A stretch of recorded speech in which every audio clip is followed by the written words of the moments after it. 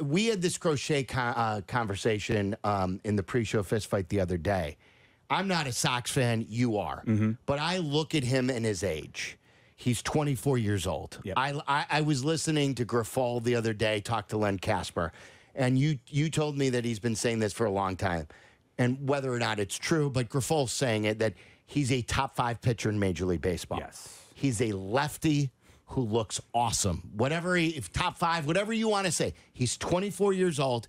He's just starting his career. Honestly, and Sox fans can appreciate this, you haven't seen a young left-handed flamethrower come in and dominate in baseball since Chris Sale. Who's still doing it. Which, coincidentally enough, returned to pitch against the Sox yesterday. And that's all I could think about yesterday was the conversation. You brought up the idea of what the White Sox should do with Crochet the other day, and then watching Chris Sale just dominate the White Sox. And granted, yes, I get it. The White Sox won 1-0 yesterday, but Chris Sale, after giving up a home run to Luis Robert, was just vintage Chris Sale. 11 strikeouts, 7 innings. He put the Braves on his back. They didn't win the game. The White Sox were fortunate enough, but how could you let the next Chris Sale go? Right. And I don't care how many prospects you think you can get. He's 24 years old. You still have him under control for 2 more years. And you should have money because the next couple of years you shouldn't be paying anybody.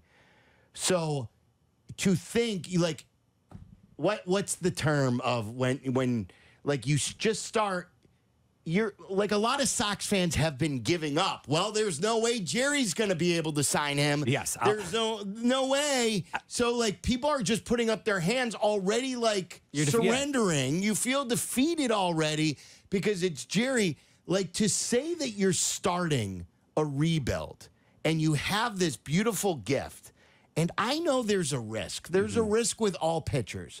But this guy right now is electric. This guy is homegrown. You drafted him.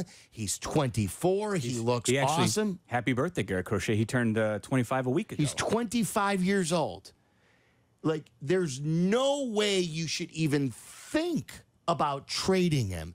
Instead, you need to be thinking about locking him up. Instead, you need to start thinking about getting creative on locking him up. And if you can't sign him in 2 years for $300 million, if he's going good, you need to do the reverse Shohei.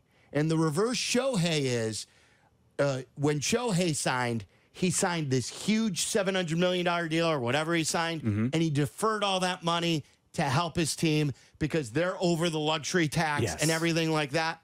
The next 2 years while he's under control, the Sox are going to be so bad, they're gonna have a payroll lower than even they are normally going to have. So let's say you can bite off the 2 years of his control and sign him for an additional 3 years. Let's rip it up and sign him to a new 5-year deal. And let's front load the deal to when you're not paying a lot of money to the team to begin with. And let's pay him most of that contract over the next 2 years. Like, what does Jerry usually pay his payroll? $180 million? Yeah, I mean, that's about the highest they've been. So let's jack up his salary over the next 2 years, and then over the last 3 years, when the team should be better, the salary decreases when the team should be better. And you say you pay him 5 years, $125 million to keep him. You're getting out in front of it. Yes. He's getting $800,000 now. Yes, that's his current salary. And instead of having to worry about paying him $300 million if he's going good in 2 years, you're getting out in front of it and you're giving him a 5-year, $125 million deal or whatever it's going to be. But pay him a lot of the salary up front when you're bad. Because that way you're going to have room to pay better players with him in years 3, 4, and 5 of his deal.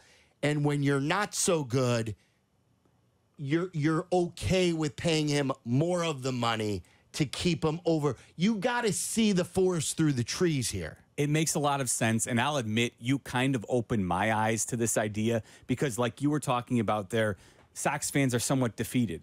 I, as somebody who have rooted for the White Sox for a long time, have just come to accept the White Sox philosophy, Jerry Reinsdorf's philosophy of not wanting to pay pitchers for long-term deals. But the reality is, if you're truly in any way a competitive baseball team, you do need to occasionally, for the guys that are worth it, pay pitchers. And I know most pitchers are going to be bad investments. I understand. But if you want to be a competitive baseball team and you've got a guy like this who has proven to be a difference maker, and that's the thing that I started thinking about too watching Chris Sale.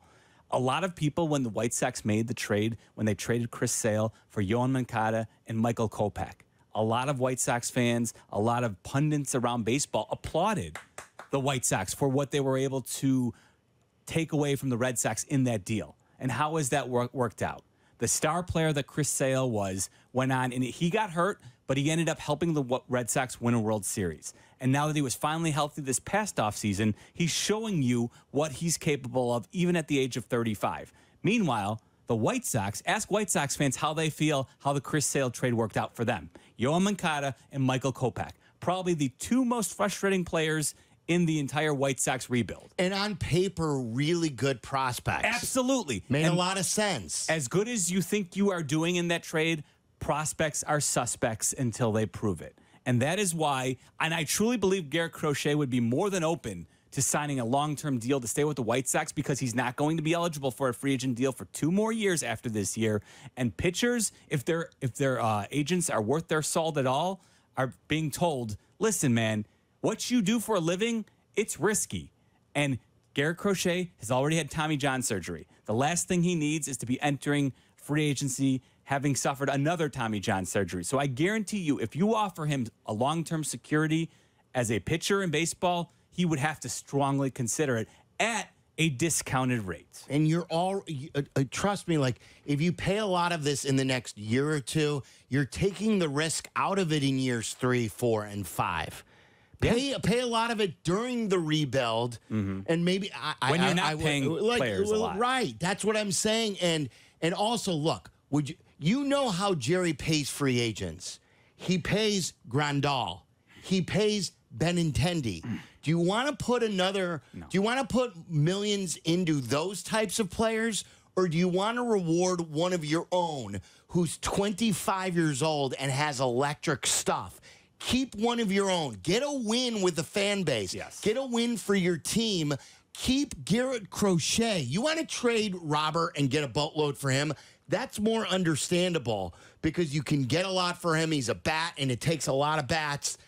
But a pitcher like this, you're not going to find a lot of them. You're just not. And he's young enough that he fits the rebuild. You're going to spend years and years trying to replace him.